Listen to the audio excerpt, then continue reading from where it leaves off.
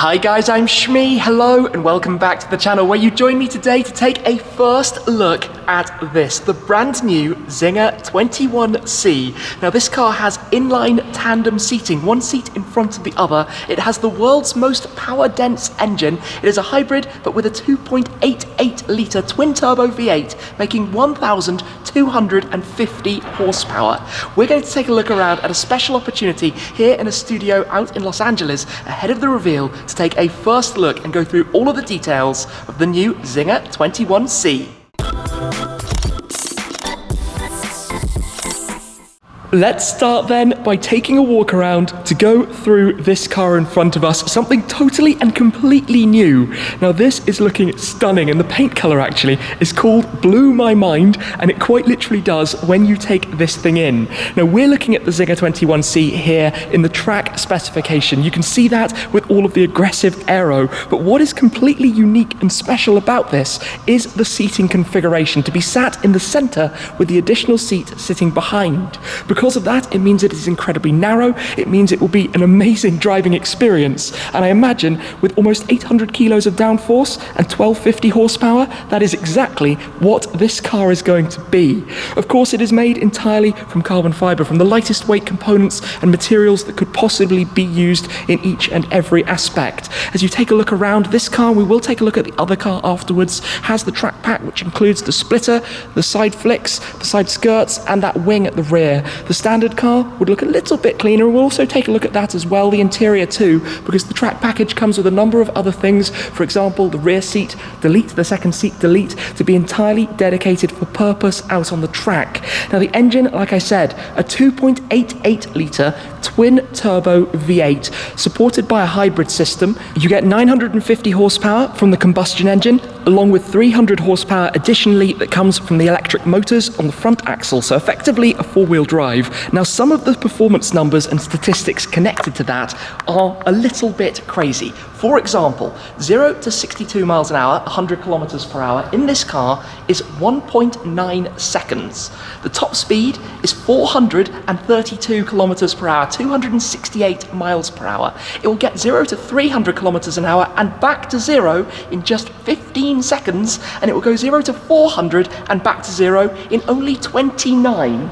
That is undeniably quick. Now let's take a look then in a little bit more detail. This is very much about the engineering, the aerodynamics and performance, and you can see that when you just look at the car, a very, very slippery shape. Of course you have the additional downforce at the front, but look at that bubble, the single seat configuration, the fact that you can see these arches, and I'll take a step and a seat inside as well later on to see what it's like on the interior, but that is a menacing look. Of course, being this configuration as opposed to the more traditional side-by-side seating means that it's a very, very narrow car. It's only 1.85 meters wide, so more akin to a regular hatchback, for example, as opposed to the cars these days that are getting very, very wide indeed, but that will help again out on the track. As you have a look around, there are some really nice details, and one of my favorite, if we come to the rear of the car here, have a look at this, the laser cut carbon fiber mesh. Now of course you have to have mesh around every opening to prevent anything from going inside, but all of this is literally lasered out from the carbon fiber. You can see the exposed weave. Back here with the exhaust system, the way the piping is done to be the most efficient possible actually means that it kind of crisscrosses, so you'll have crisscross flames coming out of the back of the car when it's being driven. You can see the bodywork has this integrated spoiler itself over the rear deck above the engine bay. Then you have the track pack of the wing fitted here, giving a little bit more downforce, so up to 790 kilos in total.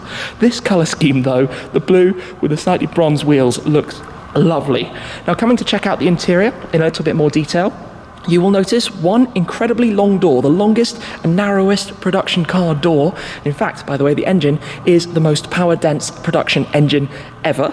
Inside the car, a few displays on the dashboard, the squared off steering wheel, the infotainment alongside it, carbon fiber seat, their own dedicated seat pads inside, and this is a production car we're looking at here. If you're worried about it being claustrophobic, have a look up top.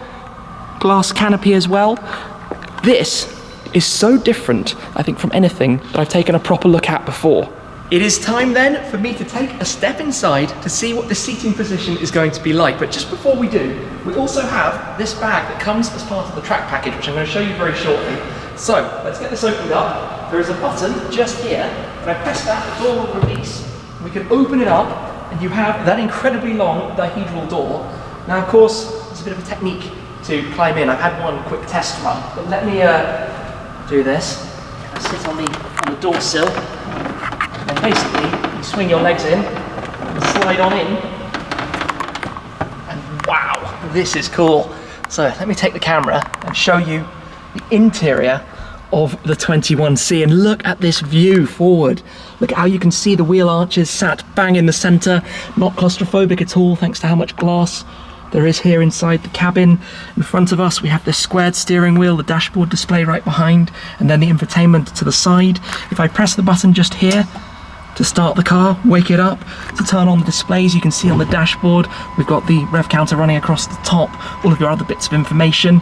Over to the left we've got the driving modes. These can be toggled using the selectors on the steering wheel, but here, just to go through them as I press the different buttons, you can see it changing there on the dashboard. If we go into track mode, check this out, you can go to tuning, and this is where you've got a whole host of different things you can change. The boost, the pedal map, the hybrid system, transmission dampers, ride height, ABS assist. There's a lot of information in here. If we go into data, G-force chart, you've got the suspension ride heights as well. Back to home, comfort setting, lights, the seat adjustment, your climate control down towards the bottom. I always love going through these kind of things to see the different bits of information. Very, very nicely presented. And then look up front here, all of the dead space is removed. You've got the chassis components going straight through. You've got this 3D printed binnacle in front.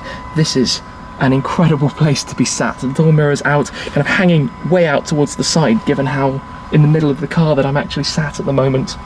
It's a very special place. You've got the grab handle here to pull the door down. Wow, look at this. Look inside here. It's actually pretty comfortable as well. Obviously a firm seat. We've got harnesses currently right behind me. But this would be quite something to drive in anger. And the car has done a time of 88.5 seconds around Laguna Seca, which is very, very fast. Yeah, this is really quite something. Look here, you can even see the carbon mesh again, just down around the sides. You've got the door hinge mechanisms. Yeah, really, really nice. Right, let me hand the camera back so I can try and take a step to climb on out of here very quickly, which is equally a bit of a process to work out how to do it. I think I'm going to come up, sit on the door sill, swing the legs out. Done, nice and easy. But let me show you what we've got here too then. Inside this bag, which can mount and be held into the back of the car. Come take a quick look at this.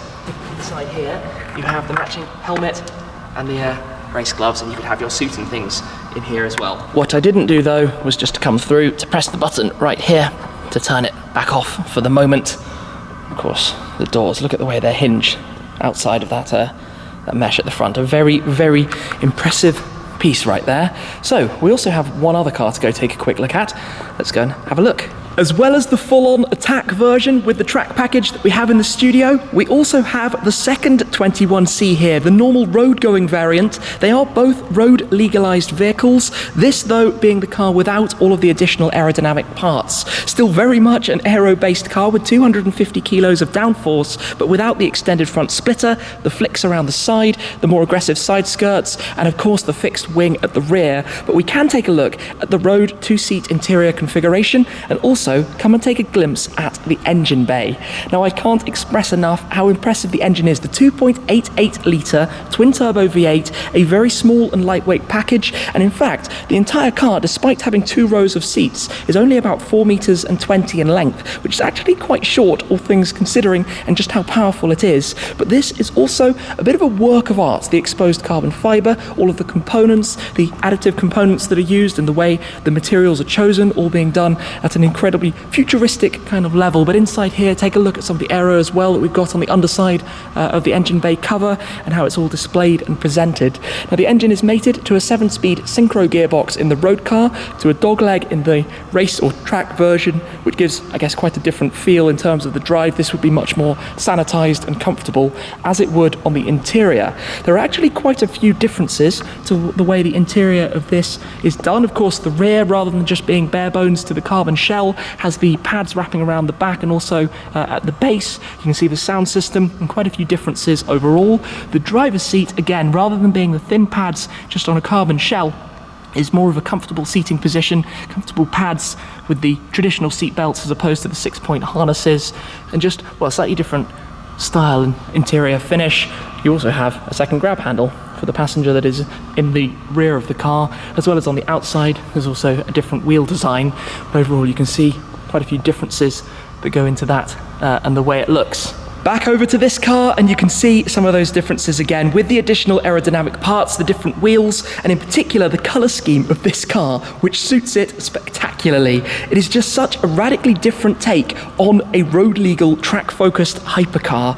This being designed, engineered, and assembled out here in Los Angeles, California in the USA. And this car with that optional track package, it just looks like it's carrying intent and purpose. So 80 units in total to be built. A car that actually, in terms of the doors, will open on different sides to be on the curb side depending on the various different markets, but road legalized, homologated in the USA. And just look at it, something so very different to take in. So many details, the way, for example, the roof canopy, the cabin comes right down towards the front nose, the way the body parts are shrink wrapped around all of the components inside, of course creating the smallest possible package, the lightest possible package as well.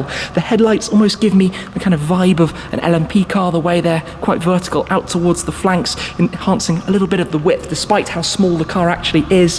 Got the Zinger logo there down towards the front with some openings underneath for cooling, for airflow to all come through the car. And this, well, 790 kilos of downforce out of the body package. You can actually see how the rear integrated spoiler actually lifts up as well, how you've got airflow that comes and is managed straight through to pull the warm air out to get it away from the car as quickly as possible. Of course, we've got some very impressive braking performance out of this as well.